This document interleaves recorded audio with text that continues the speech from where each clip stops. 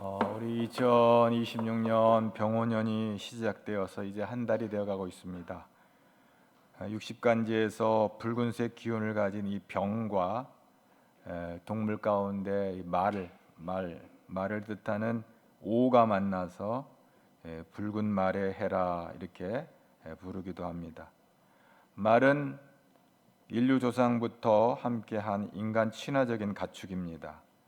말은 예나 지금이나 속도와 기동력 그리고 힘의 상징이기도 합니다. 하루에도 수십 킬로미터를 달릴 수 있는 강한 체력과 지구력을 가지고 있습니다. 그래서 인류 전쟁에 유용한 전략 자산이 되었습니다. 고대에는 말이라고 하는 것은 굉장한 전략적인 전쟁에 있어서 아주 필수불가결한 무기였던 것입니다. 성경 안에도 말에 대한 이야기가 여러 곳에 등장합니다. 오늘 읽은 말씀이 요한이 환상 중에 어린 양이 7인을 떼는 가운데 말들이 등장합니다. 오늘 두 번째 인을 떼는 얘기지만 첫 번째 인부터 보면 흰 말이 등장하고요. 두 번째 인을 뗄 때는 붉은 말이 등장합니다. 세 번째 인을 뗄 때는 검은 말이 등장합니다. 네 번째 인을 뗄 때는 청황색 말이 등장합니다. 오늘은 이 두 번째 이 붉은 말에 대해서 좀 보려고 하는데요. 요한이 환상 가운데 이제 계시록 5장에 보면 보좌에 앉으신 이의 오른손에 두루마기가 있었다고 합니다. 요한이 그 두루마기를 펴서 볼 수 없는 것을 안타깝게 여겨 통곡을 합니다. 누가 저 두루마기를 펴서 저 두루마리 안에 있는 말씀을 보게 할 건가? 그때 보좌에 둘러선, 그러니까 보좌에 앉으시니 둘러선 천사들이죠. 여기는 장로라고 표현되어 있는데 요한을 이루하며 선포합니다. 그게 계시록 5장 5절에 나와 있는데 한번 다 같이 보도록 합니다. 장로 중에 한 사람이 내게 말하되 울지 말라. 유다 지파의 사자 다윗의 뿌리가 이겼으니 그 두루마리와 그 7인을 떼시리라 하더라.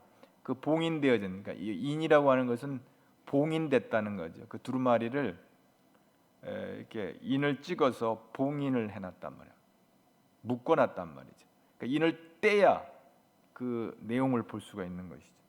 그런데 어린 양은 누구냐면 율법을 완성시키시고 하나님의 의를 이루신 유대 지파의 사자로 등장합니다. 다윗의 뿌리입니다. 바로 예수 그리스도를 말하는 것입니다. 예수 그리스도께서 십자가에서 원수를 멸하시고 죽음의 권세를 깨뜨리시고 십자가의 보혈로 인류의 죄를 대속하신 다윗의 뿌리가 승리하셨다. 할렐루야.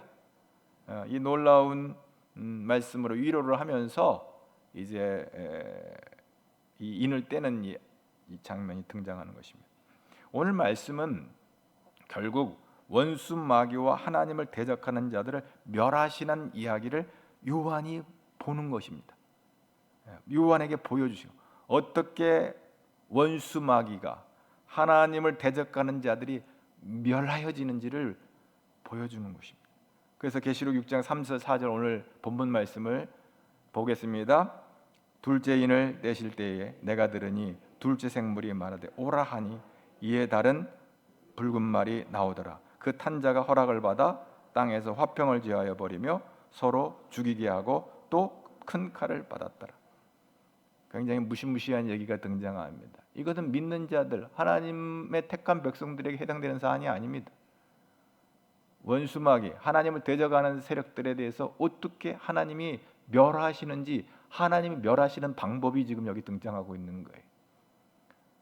복음주의나 개혁주의, 보수주의 여러 가지 많은 그 신학자들, 성경학자들은 다양한 본문으로 이 본문을 다양한 해석을 하지만 핵심은 그렇습니다. 하나님께서 하나님을 대적하는 자를 멸하시는 이야기입니다. 여러 가지 다양한 해석을 해요. 그러나 핵심은 그거예요. 하나님을 대적하는 원수 마귀를 멸하시는 이야기예요. 그것은 분명하지만 그것에 대한 해석은 수십 가지예요. 어떻게 멸하시는지에 대한 그 섹트나 그 콘텍스트를 다양한 해석을 가지고 이 신약 성경학자들은 접근을 하고 있어요.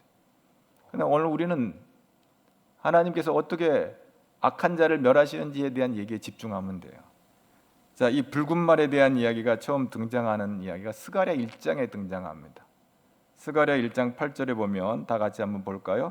내가 밤에 보니 한 사람이 붉은 말을 타고 골짜기 속 화석류 나무 사이에 섰고 그 뒤에 붉은 말과 자줏빛 말과 백마가 있기로.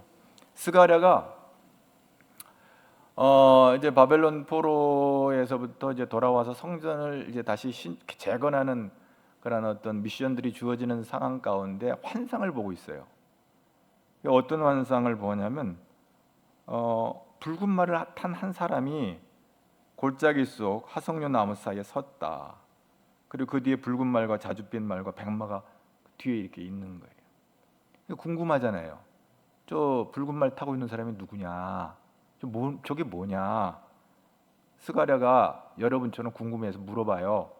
그랬더니 그 환상 가운데 이 보여지는 이 말의 의미가 뭐냐 물어보니까 화석류 나무의 선자가 대답을 해요. 이제 그거 보면 10절에 보면 여호와께서 보내신 자라는 거예요. 여호와께서 보내신 자. 그러니까 왜 보냈냐? 하나님의 미션을 수행하기 위해서, 하나님의 명령을 수행하기 위해서 보낸 자라는 거예요. 근데 이제 성경에 보면 여호와의 사자라는 말도 있고 메신저, 또 엔젤, 천사라는 말도 있고 또 루하, 영, 그러니까 소위 말 영물이죠. 천사들은 영체란 말이죠. 그래서 이제 중보자로서 이 선지자들이나 하나님 택한 사람들 앞에 하나님의 메시지를 증거하기 위해서 나타나거든요. 근데 이제 오늘 말씀에 이 말들이 등장하는데 사실 스가랴 1장에 등장하는 이 붉은 말을 탄 이 사람으로 등장한단 말이죠. 근데 스가랴 6장에 가면 또 말들의 이야기가 나와요. 거기도 붉은 말, 흰 말, 백말, 또 아롱진 말 이런 얘기가 나오는데 거기는 루하 영체, 하나님의 하나님의 심판의 도구로 쓰임을 받는 어떤 그 하나님의 심부름하는 하나의 그 천사들이죠. 영체, 영물로 이렇게 등장한단 말이죠. 근데 여기는 이쉬라는 단어를 써요. 사람이라고 말을 해요. 그 뭐냐? 좀 복음적인 신학자들은 창세기에서도 아브라함이 여호와의 사자를 만난 얘기라든지 오늘 여기 지금 등장하는 이 스가랴의 이 사람 이쉬라, 이거 무슨 루하 영체도 아니고 그렇다고 해서 어떤 메신저라고 엔젤도 아니고 천사라고 번역되지도 않는 이 사람은 도대체 누구냐 해서 보수적인 신학자들 가운데 이 사람 제2의 제 성자 하나님 예수 그리스도다, 이렇게 해석을 하는 이들도 있어요. 근데 이제 오늘 그거가 이제 중요한 게 아니고 오늘 이 붉은 말을 탄 자가 하나님의 명령, 하나님의 미션을 수행하게 보내진 자라는 거기에 아주 주안점이 있어요. 그래서 스가랴 6장에 가보면은 2절 3절에 보면 다 같이 한번 보겠습니다. 거기도 말들이 등장해요. 다 같이 봅니다. 첫째 병거는 붉은 말들이, 둘째 병거는 검은 말들이, 셋째 병거는 흰 말들이, 넷째 병거는 어롱지고 건장한 말들이 메었는지라. 도대체 이게 말들이 뭐 하는 거냐? 이 말들은 스가랴를 통해서 하나님 주신 메시지는 하나님을 대적하는 자들을 심판하시는 심판의 도구로 등장합니다. 이 환상은 하나님의 심판에 대한 예언입니다. 이게 스가랴에 등장하는 이 말들에 대한 얘기가 이 구성이 요한계시록에 거의 비슷하게 인용되고 있는 것을 봅니다. 지금 요한이 환상을 보고 있지만은 스가랴의 선지자에 나오는 스가랴가 보고 있는 환상이 그대로 지금 요한계시록에서도 반복되고 있는 것을 보게 됩니다. 이 환상은 일차적으로는 택한 백성들, 이제 구약에 택한 이스라엘 백성들은 자기들이 선민이라고 생각하죠. 하나님이 택한 백성들이라고. 어찌됐건 하나님의 은혜 아래 있는 자들을 보호하시고 하나님을 대적하고 우상을 섬기고 악을 행하는 자, 이들은 멸하시는 하나님의 놀라운 이야기예요. 스가랴 6장에서는 바로 그 말들을 보내서 북쪽으로는 바벨론이 있고 남쪽으로는 애굽이 있는데 다 이방 나라들이거든요. 근데 개역 한글 성경에 아주 재미있는 표현을 해요. 북쪽에 있는 바벨론을 이 말들이 가서 부심으로 멸함으로 말미암아 하나님의 마음을 시원케 했다 이렇게 표현이 있어요. 옛날 성경에는 하나님 마음을 시원하게 했다. 그것은 무엇을 말하는 거냐면 이 바벨론이라고 하는 것은 악한 세력의 하나의 공동체예요. 특별히 요한계시록에서는 이제 멸망당할 세력을 바벨론이라고 그래요. 이 세상, 땅의 세상, 하나님을 대적하는 이 무리들을 바벨론이라고 그렇게 표현하고 있어요. 요한계시록에도 동일하게 그것이 돼요. 구약에도 그랬고, 구약에서는 이스라엘을 바벨론의 포로로 잡혀갔으니까 그 당시는 원수의 나라였지만 이제 신약에서 요한계시록에는 우리를 죄 가운데 매이는 이 원수 마귀의 이 세력을 바벨론, 이세벨 이렇게 표현을 해요. 자, 그래서 하나님의 택한 백성을 핍박하는 악한 세상을 심판하기 위해서 나갈 태세를 갖추고 하나님의 명령을 기다리고 있다. 그 명령을 준행하는 것을 보게 되어집니다. 그 출애굽기에 보면 그 마지막 장자 재앙을 할 때 하나님께서 죽음의 사자를 보냅니다. 이것도 하나님의 미션을 가지고 나아가는 것이죠. 사자가 들어가는 집에 처음 난 것은 하나도 예 없이 짐승이나 사람이나 다 목숨을 잃게 되어지는 거예요. 근데 그 사자가, 죽음의 사자가 들어가지 못하는 집이 있어요. 그것은 바로 하나님께서 모세에게 명하신 대로 문설주와 임방에 어린 양의 피를 바른 집은 죽음의 사자가 애굽의 모든 집에 들어갔지만 그처럼 문설주와 임방에 어린 양의 피가 묻은 집은 그 집의 초태생 어린 짐승이랄지라도 죽음의 사자가 손못대고 그 자녀를 손못대고 패스오버, 그래서 유월절이라는 말이 거기서 이제 등장하게 되는 것입니다. 어린 양의 피는 세상 심판날 사람들을 구원에 이르게 할 하나님의 의를 선물하는 예수 그리스도의 대속의 피를 예표하는 것입니다. 그래서 오늘 이제 이 본문에 등장하는 이 붉은 말이 나오더라 그랬어요. 그 탄자가 이제 붉은 말을 탄 자는 이제 하나님의 명령을 수행하는 수행자죠. 허락을 받아, 하나님께 허락을 받았겠죠. 땅에서 화평을 제하여 버리고 서로 죽이게 하는 큰 칼을 받았다. 두 가지가 지금 등장하고 있어요. 먼저 붉은 말부터 볼까요? 붉은 말은, 이 붉은색은 이 전쟁의 이 전쟁에서 피 흘리는 것을 상상하게 되면 이해하기가 쉬워요. 전쟁에서는 늘 피를 흘리게 되잖아요. 원수 마귀와 싸우는 이 전쟁터에서도 이 피가 있어요. 근데 이 붉은색은 예수 그리스도의 피를 상징합니다. 붉은 말을 탄 자는 예수 그리스도의 피를 받은 천사예요. 이 피는 구원과 심판의 두 가지 기능이 있어요. 이 붉은 말을 탄 자는 하나님의 명령을 수행하는데 하나님의 택한 백성은 구원하고 하나님을 대적하는 백성들은 하나님을 대적하는 세력들은 심판하는 이런 의미가 있는 거예요. 그러니까 오늘 더러운 원수 마귀는 예수 이름으로 쫓겨가는 줄로 믿습니다. 믿는 백성들은 예수 이름으로 구원받는 줄로 믿습니다. 이게 하나의 십자가의 사건 속에서 나타나는 얘기. 피는 예수 그리스도를 믿는 자의 죄를 씻어 구원하고 악한 자를 심판하는 거예요. 그 하나의 피가 그런 의미가 있어요. 죄인을 구원하시고 원수 마귀는 멸하시는 거예요. 십자가의 그 의로, 보혈의 공로로 십자가에서 원수 마귀를 멸하시는 거예요. 그래서 죄인인 우리를 대신하여 의로우신 예수님이 죄인이 되셔서 십자가에 피 흘려 죽으신 것입니다. 그것을 이제 대속, 리뎀션이라고 하죠. 우리를 대신 우리를 구속하신 거죠. 피가 뭐예요? 생명입니다. 피가 있어야 생명이 있고 피를 다 쏟으면 생명을 잃고 죽습니다. 죽음의 재앙 가운데 이스라엘의 장자의 생명을 구원하기 위해서 어린 양의 피가 대신 피를 흘려 대속의 피가 된 것이죠. 죽음은 죄에 대한 심판의 결과인데 그러므로 죄에서 사함을 받으려면 피 흘림으로 대속받는 얘기. 그래서 히브리서 9장 22절에 피 흘림이 없은즉 사함이 없느니라. 예수 그리스도께서 십자가에서 피 흘리심으로 우리의 모든 죄가 다 씻어진 거예요. 할렐루야. 그래서 베드로가 뭐라고 해요? 우리가 대속함을 받은 것은 흠없고 점없는 어린 양 같은 그리스도의 보배로운 피라 그랬어요. 근데 오늘 요한계시록 6장에 그 어린 양이 등장하시는 거예요.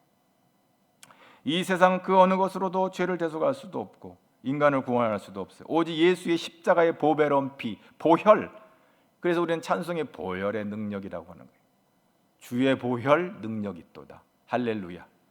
오늘도 이 보혈의 능력이 여러분의 삶 가운데 임하기를 축복합니다. 보혈의 능력을 회복하기를 바랍니다. 보혈의 피 묻은 이 보혈의 이 예수 그리스도의 피의 세례를 받은 자들은 마귀가 놀라서 다 도망가 버려요. 그래서 오늘 요한계시록 19장에 보면 예수님이 그 피를 흘리며 싸우시는 이야기가 등장하는데 19장 11절 한번 보겠습니다. 또 내가 하늘이 열리는 것을 보니 보라 백마와 그것을 탄 자가 있으니 그 이름은 충신과 진실이라. 그가 공의로 심판하며 싸우더라. 원수마귀와 싸우시는 거 십자가에서. 이 십자가는요 어마어마한 전쟁의 사건이에요. 왜? 마귀를 밟고 죽음의 권세를 받는 전쟁인 거예요. 그래서 우리가 살고 마귀가 결박당하는, 마귀가 상하게, 머리가 상하게 되는, 머리가 깨지는 그런 어마어마한 이 전쟁 사건, 영적 전쟁이에요. 십자가.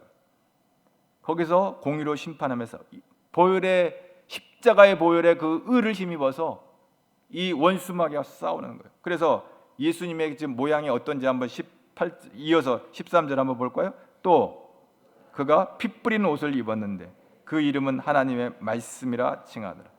예수님께서 원수 마귀와 십자가에서 전쟁을 하시는 모습입니다. 여러분 전쟁터에 나가서 전쟁을 할 때 보면 막 피가 피 튀기는, 이걸 혈투라고 그래요. 혈전. 굉장히 심각하고 아주 중요한 이런 전쟁이죠.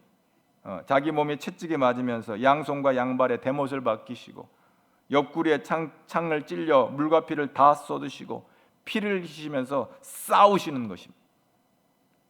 이 싸움은 이미 창세기에서 예고되어 있었어요. 창세기 3장 15절에 보면 여자의 후손을 예수 그리스도로 보는데 그 예수 그리스도가 내 머리, 원수 마귀의 머리를 상하게 할 것이고 너는, 원수 마귀는 그의 발꿈치를 상하게 할 것이다. 예수님의 발에다가 대못을 발라가서 피를 흘리게 할 것이다 라고 창세기 3장 15절에 이미 예고되고 있어요. 십자가에서의 싸움은 바로 그런 십자가의 사건을 말하는 것이, 예수님께서 발꿈치를 상하시고 원수 마귀 뱀은 머리를 상하게 되는, 뱀으로 상징되어지는 원수 마귀는 머리를 상하게 되는 것입니다. 예수님은 발꿈치에 피를 흘리시고 뱀은 머리에서 피를 흘리게 되는 것입니다. 예수님은 십자가에서 원수 마귀와 하나님을 대적하는 자들의 오늘 화평을 지하여 버린다고 했어요. 화평은 믿는 자들에게 주시는 하나님의 은혜인 줄로 믿습니다. 세상이 줄 수 없는 평안은 믿는 자들에게 주시는 거예요. 근데 원수 마귀에는 그런 화평을 빼앗아 버려요. 그 자기들이 치고받고 싸우게 하는 거예요. 미움을 주는 거예요. 화평은 하나님의 나라와 하나님을 믿는 백성들에게만 있는 것이, 원수 마귀와 하나님을 대적하는 제적자들에게는 화평을 지하여 버림으로 그들은 미워하고 불평하고 서로 죽이는 거예요.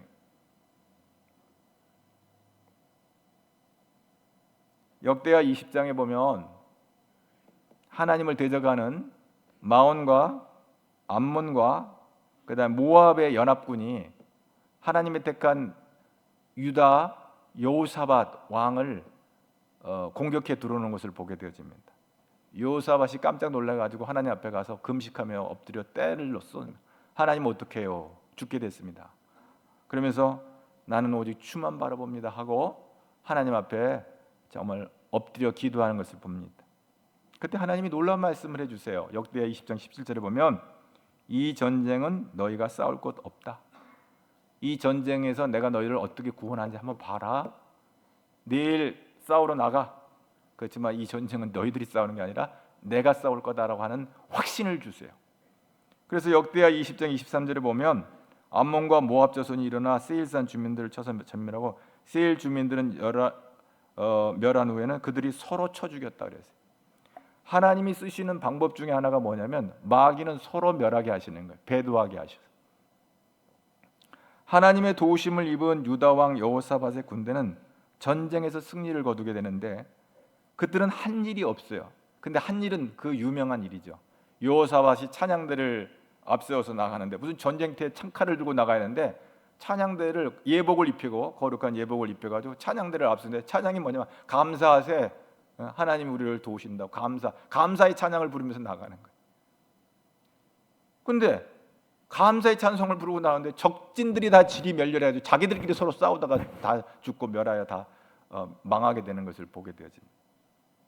적군들이 서로 쳐 죽여서 그야말로 손 하나 까딱 안 하고 입으로 노래만 찬양만 하고 피 한 방울 안 흘리고 일방적으로 승리한 게 그 역대에 나온 브라가 골짜기의 전쟁의 승리예요. 하나님이 하시는 방법이요. 하나님은 손에 피 안 묻히고 자기들끼리 싸워서 멸하게 하시는 것입니다.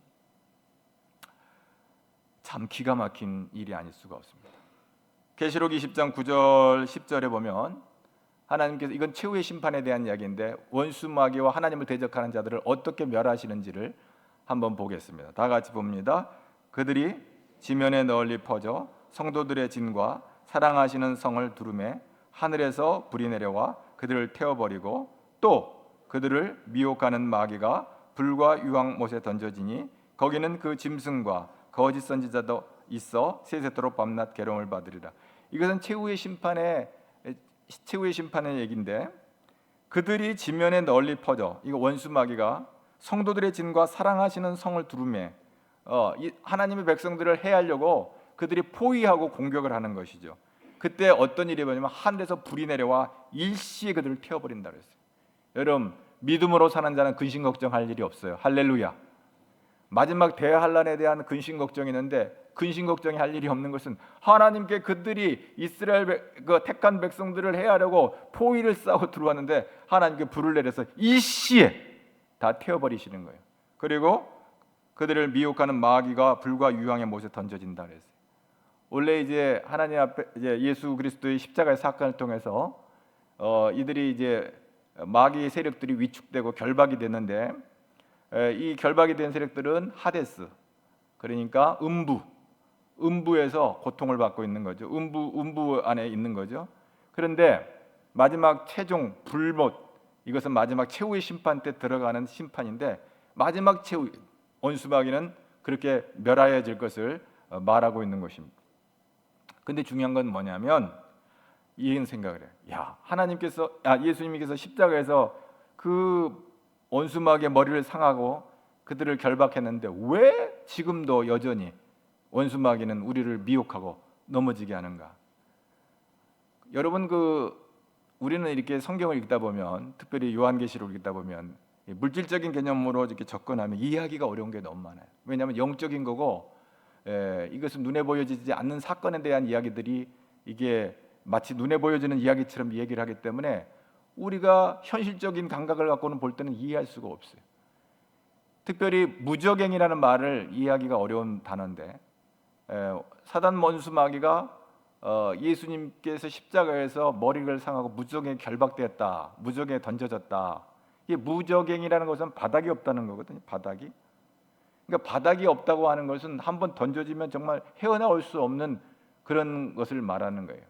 근데 이게 공간적인 개념으로 우리는 이해하기 쉬운데, 이 바닥이 없다고 하는 이 말은 결국은 뭐냐면 이 원수 마귀와 하나님을 대적하는 세력들은 구원받을 길이 없는 거예요. 소망이 없는 거예요. 그냥 영원히 멸망당하는 거예요. 근데 우리는 바닥이 있어요. 예수 그리스도가 우리의 터라고 그랬어요. 할렐루야. 파운데이션은 예수 그리스도. 우리의 터가 예수 그리스도. 우리는 바닥이 있어요. 예수 그리스도로 말미암아 우리는 우리의 모든 죄인들이 떨어져도 예수님이 받아주시면 사는 거예요. 할렐루야. 예. 근데 무저갱은 뭐냐? 받아주는 사람이 없으니까 그냥 영원히 멸망하는 거예요. 그런 개념으로 영적으로 해석을 하시면 이게 무슨 장소적인 개념으로 보면 도무지 이해하기가 어려운데 그런 영적인 개념으로 이해하면 돼요. 원수 마귀는 받아줄 주님이 안 계시고 우리는 떨어진다 할지라도 받아줄 주님이 계셔서 구원의 하나님의 은혜에 참여하는 복을 누리게 되는 것이. 하나님을 대적하는 원수 마귀는 하늘에 불이 떨어져 완전히 진멸되어지고 불못에 던져지는 최후의 심판을 받게 되는 거예요. 여러분, 우리가 가끔 이제 여기는 이제 우리가 텔레비를 볼 때 녹화 방송이 있어요. 뭐 드라마나 무슨 스포츠 경기에 그 결과를 알고서 보는 거는 재미가 있어요, 없어요? 재미가 있어요, 없어요? 왜 없어요? 재밌으니까 또 보는 거죠. 근데 결과를 알 수 없는 라이브 중계를 보면 어때요? 일본하고 한국하고 축구할 때 지금 1대1인데 10분 남았어. 우리가 누가 이길까? 조마조마 1대0으로 지고 있어. 우리가 조마조마 할 수 있죠. 근데요, 원수마귀와 우리의 전쟁은요, 우리는 이미 이겼어요. 할렐루야. 예수 그리스도로 말미암아 이겼어요. 할렐루야. 2000년 전 십자가에서 원수마귀를 다 멸하여 주신 줄로 믿습니다.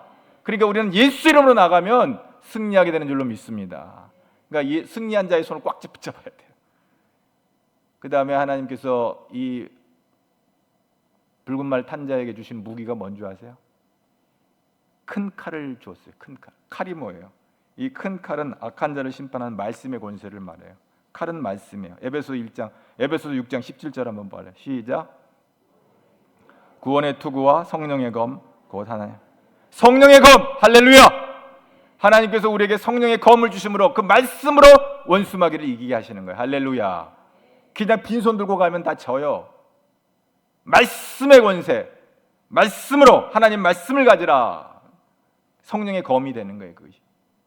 그래서 그 말씀의 검의 유력을 한번 볼까요? 히브리서 4장 12절 계속 읽어봅시다. 시작. 하나님의 말씀은 살아있고 활력이 있어 좌우의 날선 어떤 검보다도 예리하여 혼과 영과 및 관절과 골수를 찔러 쪼개기까지 하며 또 마음의 생각과 뜻을 판단.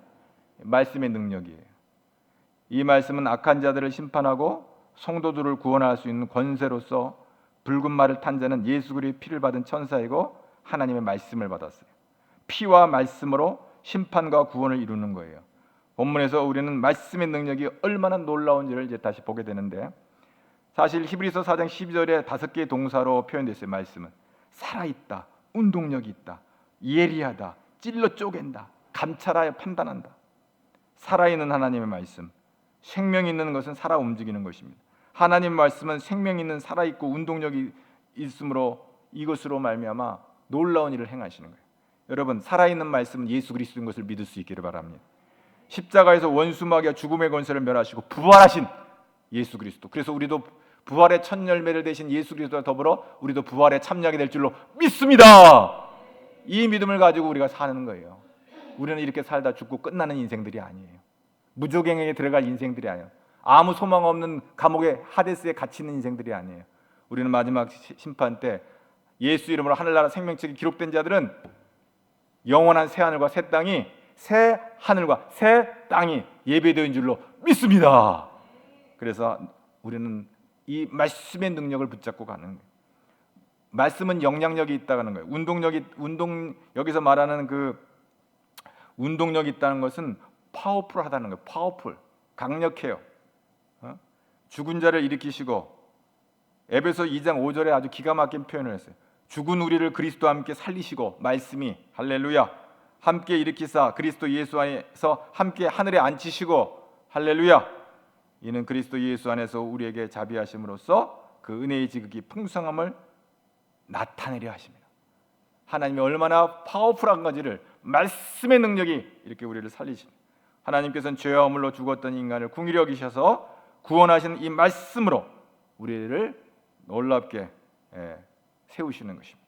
그리고 이 말씀은 살아 예리하다고 그랬어요. 예리하다고 그랬어요. 좌우의 날선 어떤 검보다 예리하다는 이 표현, 굉장히 이 칼이 예리하다는 것은 굉장히 효과적이라는 것이죠. 요한계시록 1장 16절에는 거기 예수님에 대해서 설명을 하고 있는데, 그 오른손에 7뼈리 있고 그 입에서 좌우의 날선 검이 나오고 그 얼굴은 해가 힘이 있게 비추는 것이다. 그 입에서 예수님에 대한 얘기예요. 좌우의 날선 검이 나온다 그랬어요. 말씀이 나오는 거예요. 말씀. 그래서 귀신이 쫓겨가는 거예요. 그래서 더러운 질병이 치유받는 거예요. 말씀의 능력이 나타나는 거예요. 그리고 혼과 영과 및 간절과 골수를 찔러 쪼기까지는 우리의 모든 것을 아세요. 그리고 감찰하세요. 그리고 판단하세요. 그리고 마지막 하나님의 심판대 앞에 섰을 때 히브리서 4장 13절에 지은 것이 하나라도 그 앞에 나타나지 않음이 없고 오직 만물이 우리를 상관하시는 자의 눈앞에 벌거벗은 것 같이 다 드러나리라 그랬어요. 그러나 구원받은 자는 뭐예요? 예수 그리스도를 구주로 믿는 자는 그 심판대 앞에서 생명책에 기록된 자들은 다 살게 될 줄로 믿습니다. 마지막으로 우리 계시록 12장 10절과 11절에 원수마귀와의 일전 가운데 어떤 역사가 일어난지 한번 나가서 봅시다. 내가 또 들으니 하늘에 큰 음성이 있어 이르되 이제 우리 하나님의 구원과 능력과 나라와 또 그의 그리스도의 권세가 나타났으니 우리 형제들을 참수하던 자 곧 우리 하나님 앞에서 밤낮 참수하던 자가 쫓겨났고, 이건 원수마귀가 쫓겨났다는 얘기예요. 자, 어떻게 쫓겨났는지 11절 우리 형제들이 어린 양의 피와 자기들의 증언하는 말씀으로써 그를, 원수마귀를 피와 말씀으로, 어린 양의 피와 증언하는 말씀으로 이겼다. 할렐루야. 그들은 죽기까지 자기 생명을 아끼지 아니하였대. 우리는 붉은 말을 탄 천사와 같이 오늘 이 시대에 살아가는 저와 여러분은 예수 그리스도의 보혈의 능력과 말씀이 육신이 되신 예수 그리스도의 이름으로 원수마귀를 쫓아내며 승리하는 병원원이 되기를 축복합니다. 옆 사람에게 그렇게 인사합시다. 뭐라고 인사하면 보혈의 능력과 말씀으로 승리합시다. 징징거리지 마세요. 찔찔거리지 마세요. 아이고 못 살겠다 하지 마세요. 할 수 하면 주님 안에서, 예수 안에서 원수마귀는 쫓겨가는 줄로 믿습니다. 원수마귀야 물러가라!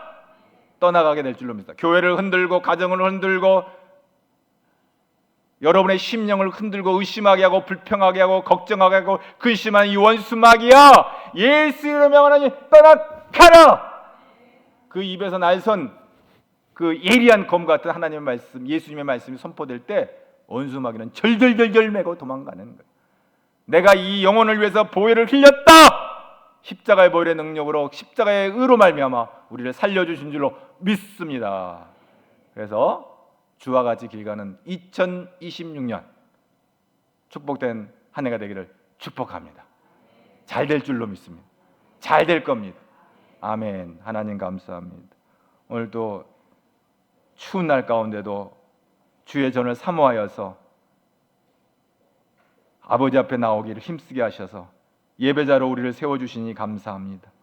하나님, 위로부터 내리시는 은혜가 넘치게 하여 주옵시고 십자가의 보혈의 능력과 그리고 말씀의 권능으로 우리가 넉넉히 이기는 자리 되도록 병원연을 복내려 주옵시고 붉은 말에 해라 하사온데 우리도 보혈의 능력과 말씀을 무장해서 말처럼 힘있게 복음을 들고 세상을 향해 달려나가는 용사들이 되게 하여 주옵소서. 예수님 이름으로 기도하옵나이다.